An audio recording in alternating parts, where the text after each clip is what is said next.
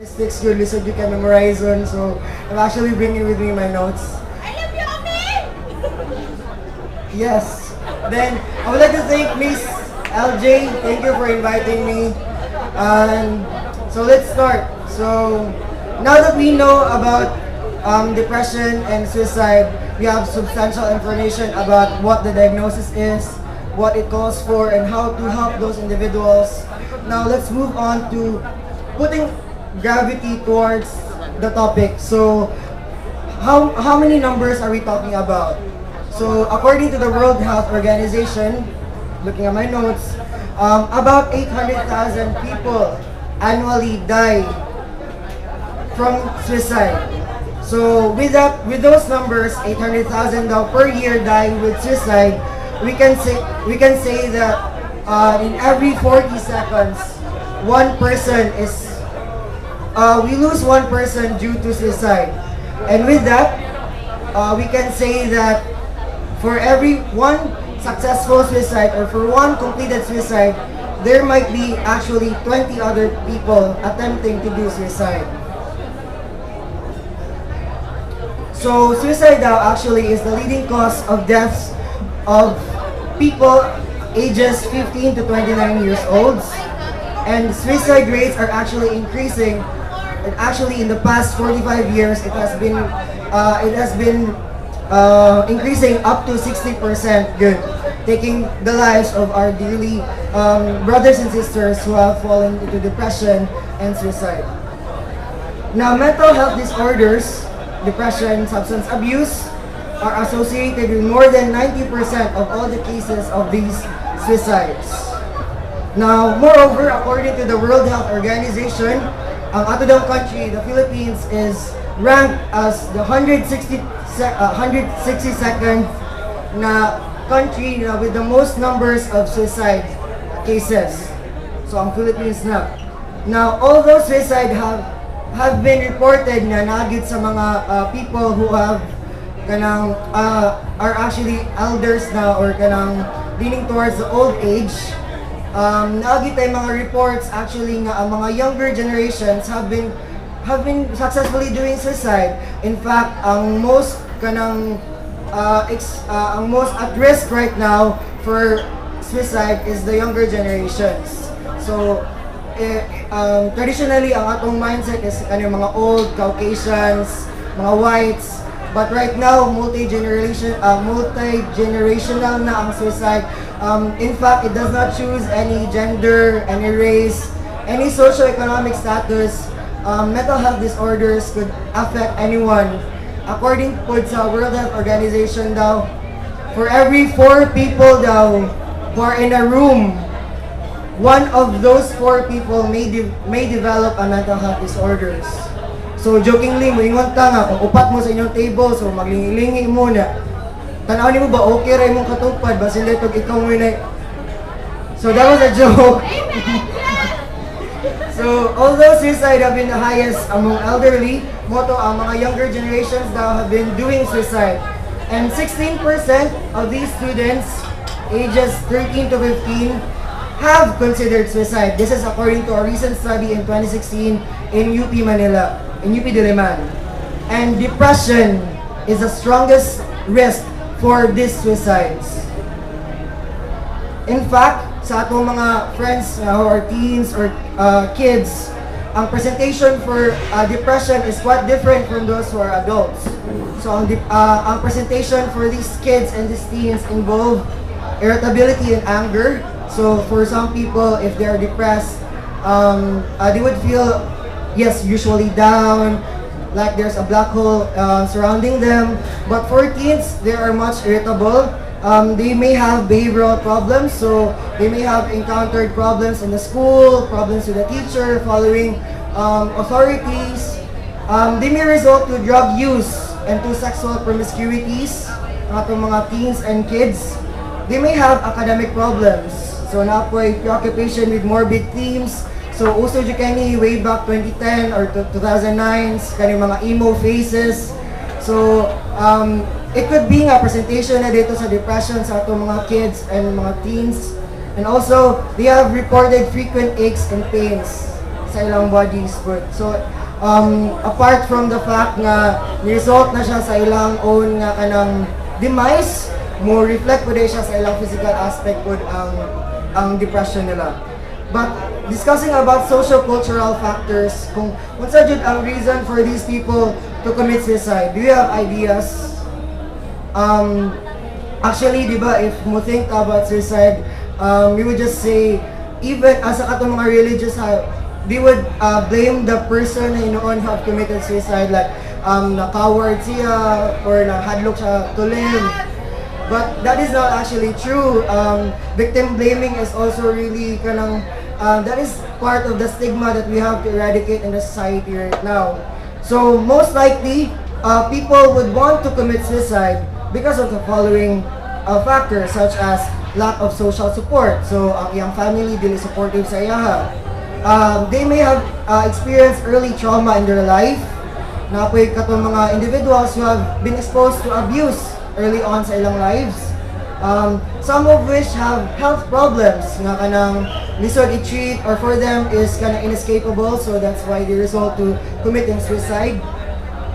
Some would even have experienced the loss of a significant person, which is actually would take a toll towards their understanding sa life because they could not cope with it. But normal bereavement, which is actually 6 months, is just normal, but if it goes beyond that, it could be identified as depression. Unemployment, yes, if unemployed a person, it would always cause stress, so it could be a risk factor towards suicide. Sexual orientation, and dealing with difficulties surrounding one's identity and dissociation from one community. So, ang pag-isolate sa person sa iyang community could be an important risk factor towards developing this mindset na I want to commit suicide. Now, do we have friends here from the LGBT? Yes! Because actually, ang depression daw in LGBT is quite different from those who are identified as heterosexual. According to the World Health Organization, depression affects LGBT people at higher rates than those who are heterosexual or straight people. In fact, LGBT youth and adults are 8.4 times more likely than straight people to commit suicide. So, tiyaw mo na, murag lisod yun di ay for these straight people, for these people who belong to the LGBT community, to maybe they have their own problems and most stack up na siya, so they would have developed depression, and further on, they would have the mindset that they want to commit suicide. Now, suicide, ang completed suicide daw occurs 5 times higher in males rather than in females. So, mas madaghan o mas successful ang ilang, or actually, di na ako siya term na successful ang suicide. But sa mga some books, we could read na successful pag-commit na sa suicide. But we should term it na completed suicide. Ang completed suicide is 5 times higher reportedly sa males because out of impulse, males are really impulsive good. And what they do, ang males, what they usually do is they use guns, they use machines to kill themselves, wherein ang girls daw would resort to ingestion such as pills or medications for them to commit the suicide.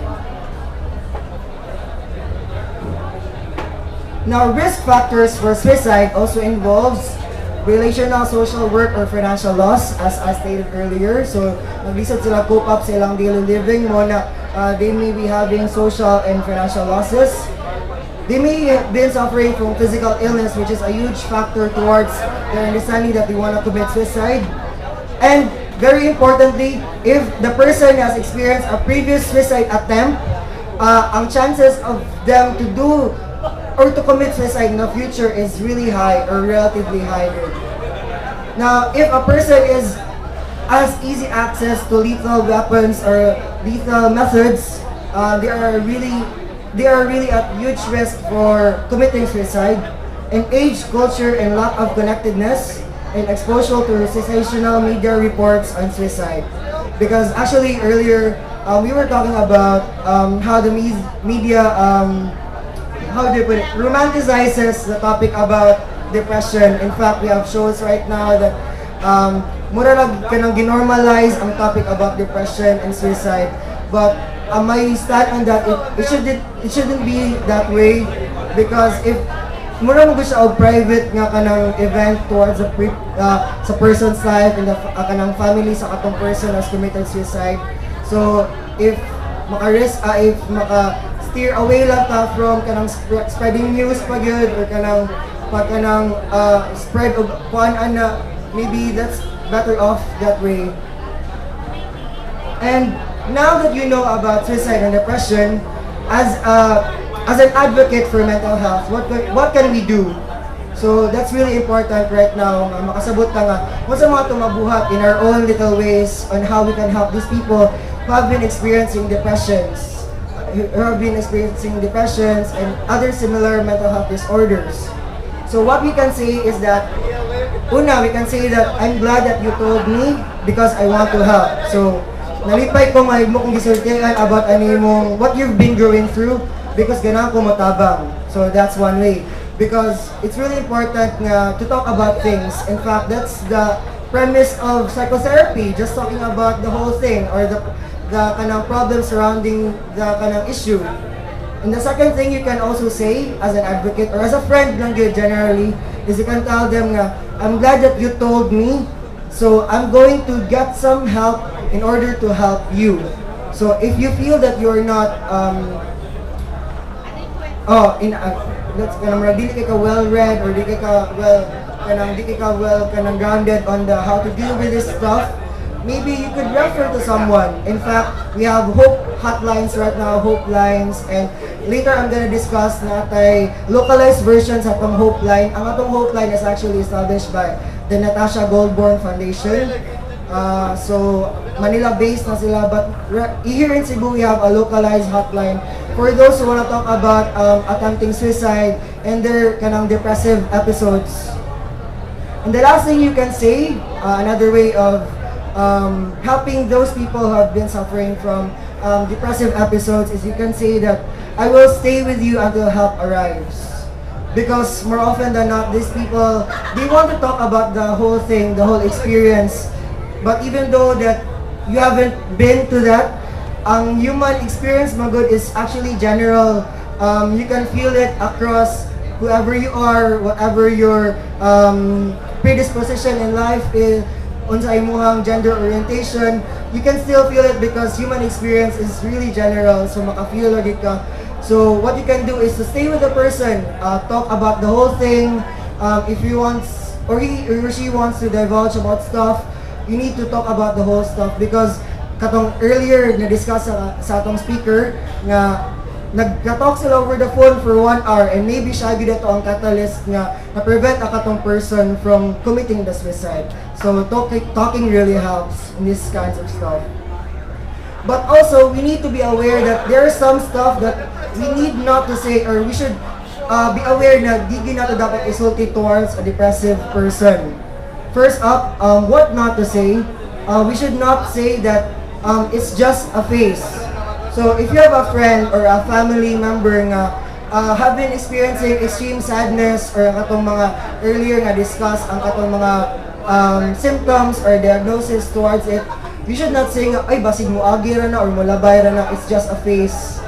You need them to have their own insight about the whole thing, to wrap their minds about the whole experience that they're feeling. So you need to acknowledge that, in a way, respect ka sa iyang what he or she has been going through, and for you to further empathize sa katong client or sa katong person who have been experiencing depressive episodes. Second, what not to say is that you'll snap out of it, or sabi sa'yo pa nga, ay mawag ta ra ni kaugma katug lang na. You'll snap out of it because more often than not, it could be doing more harm than good sa atong loved one. And what not to say, stop being selfish. If the person has been having thoughts about killing oneself, it's not actually about being selfish or or about wanting to escape from that reality he or she is in.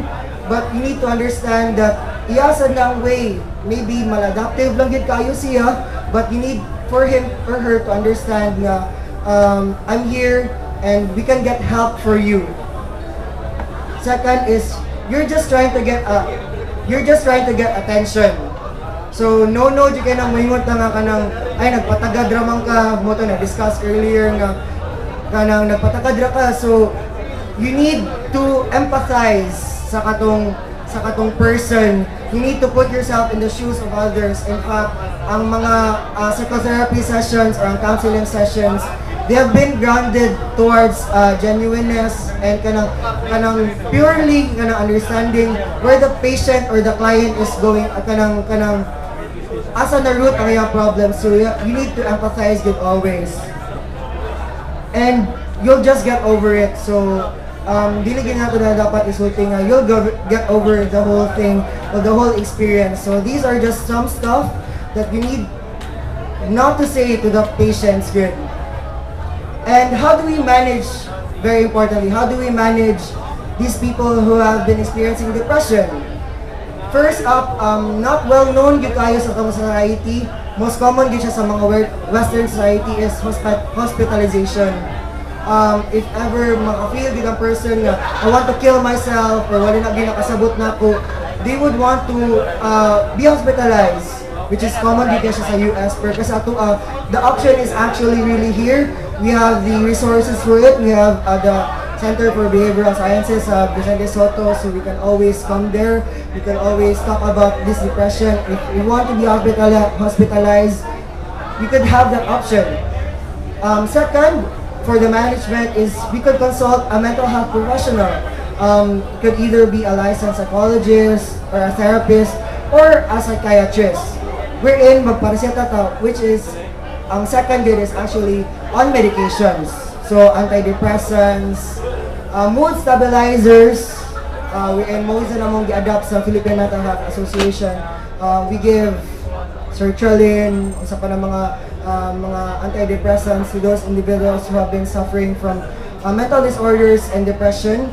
And lastly, most importantly, is psychotherapy, so counseling sessions.